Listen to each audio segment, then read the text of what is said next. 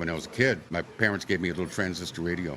Oh, nice. Shortwave, AM. I don't even think it had FM on it. And I'd listen to it. I loved that radio. I took care of it. And one day I just kind of flipped it over. And on the bottom of the radio was a little sticker that said, "Made in Formosa."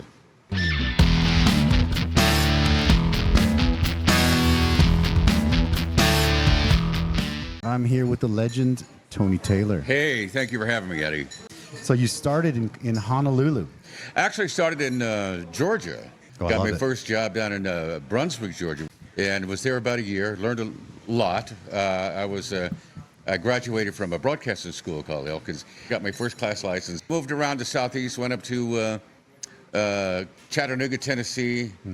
Back to Atlanta. I actually got to work at WQXI, AM and FM in Atlanta. And then I got a gig in Alabama. Okay. I went up to Knoxville for a short while, came back to Alabama, and got hired to go to Honolulu, Hawaii. Tell me about Hawaii. It was wonderful. It was absolutely wonderful. I got to work at KIKI, the AM station.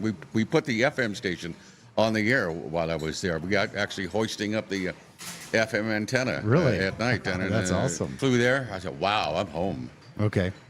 And, how long did you spend in Hawaii? I was here 6 years. Got to work for two different companies. Beautiful. One was Jim Gabbard's company, and I also went to work at 93Q. 93Q FM, where everybody talks like this. One day, I was on the air. Craig Quick called me when I was on the air. He goes, "Hey, man." I said, "Wow, I haven't seen you in a long time. Where are you?" He goes, "I'm in Taiwan." "Where's that?" I knew where it was. Yeah. And he said, "Wow, what are you doing there?" He explained about ICRT. He goes, "Hey, I want you to come over and be the program director for the station." I went, "Oh, really? How much you going to pay me?" He gave me a number. I said, "Nah, I got to go, man. I got to go." Hung up. Next day, he called me again. "Hey, good to hear from you. So you really want me to come there? How much you going to pay me?" He gave me a number. I said, "Nah, I'm working in Hawaii, man." Third time was a charm. So I arrived on February 21st, 1984. It was a little difficult at first. When I arrived, I was 155 pounds, single. Froze my butt off until about July. I got on the phone, called my mom, said, "Send me an electric blanket right away." Fell in love with the place and stayed. Found a lovely lady, Ding Nai Jun, and she and I got married about 6 months after knowing each other. You've been about 40 years then in Taiwan? I knew I was part of a team that was put together to re-engineer, reprogram, and just rebuild ICRT from what it was when I got here to something great, something that we were all would be proud of and people would want to listen to, and that's exactly what happened. Beautiful. We got lucky. We brought in an engineering team from Hawaii. We rebuilt all the studios, so that improved the overall sound of the station on the air. We hired some people locally, and things were going great. And we started doing radio promotions, doing contests and things like that. We came up with this really exciting show called the Taiwan Top 20.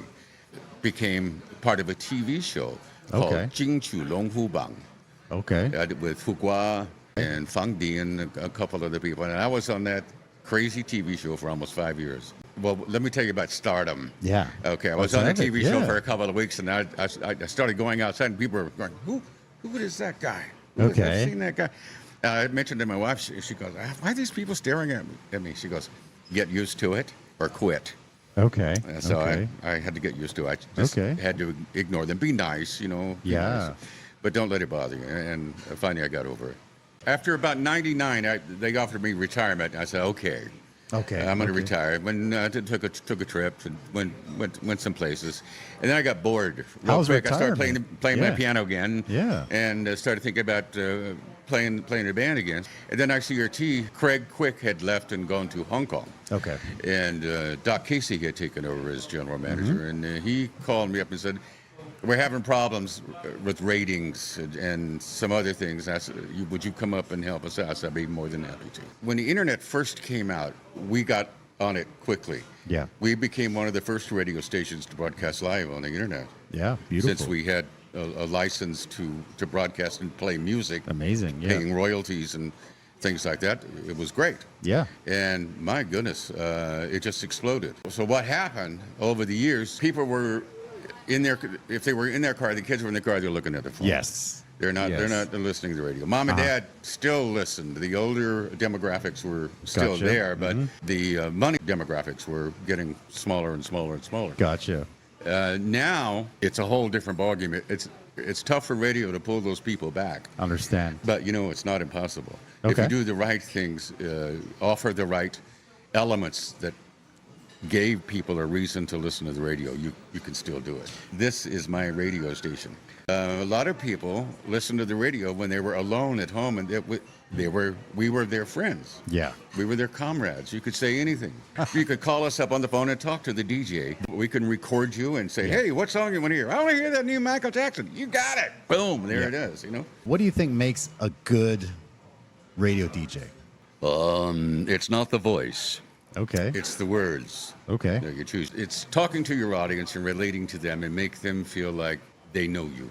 You never say anything bad about anything to anyone in the radio. Everybody's your friend, and you can educate, you can teach, you can enlighten, make them laugh. Okay. Yeah. Laugh beautiful. at themselves.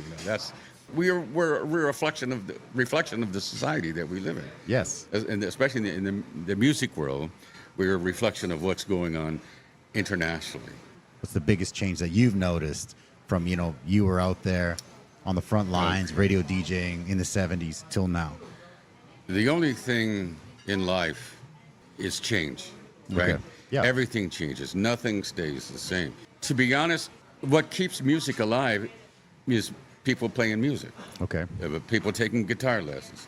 People going to school, studying music, going to college and getting music degrees, playing classical music, classical piano.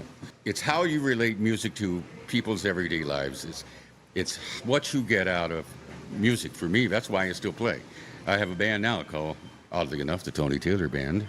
There you go. We'll Good be name. playing at a bar or a restaurant near you soon. And that's what thrills me about music. Okay. It's just the camaraderie that's involved. Tell you a funny story. When I was a kid, my parents gave me a little transistor radio. Oh, nice. Shortwave, AM. I don't even think it had FM on it. And I'd listen to it, and I could listen to the black stations, the soul music station. Yeah. And listen to news and talk from all over. And I loved that radio. I took care of it. And one day I just kind of flipped it over. And on the bottom of the radio was a little sticker that said, "Made in Formosa." No kidding.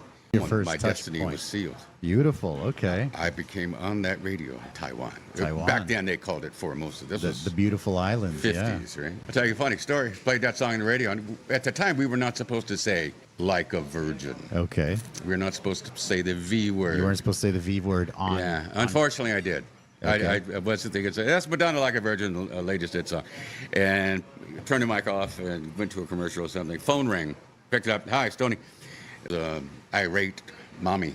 She goes, "My kids are in the car listening to your radio. I don't want to hear them listen to that." I said, "Ma'am, I'm sorry you don't enjoy that, but there's a little button on your radio.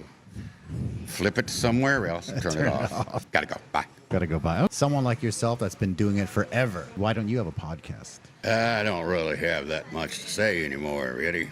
I still have my face for radio. I thought about it, doing a little show from my kitchen, inviting people over. I cook for them. Sure. And then we go upstairs to my studio and play some tunes. It might be fun.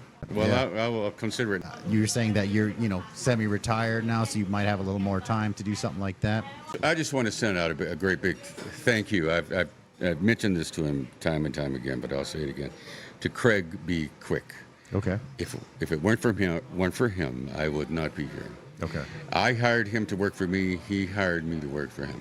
And what goes around comes around. Agree. Right? Yeah, I agree. Thank you guys for watching. The legend right here. Okay, thank you. Take care, guys.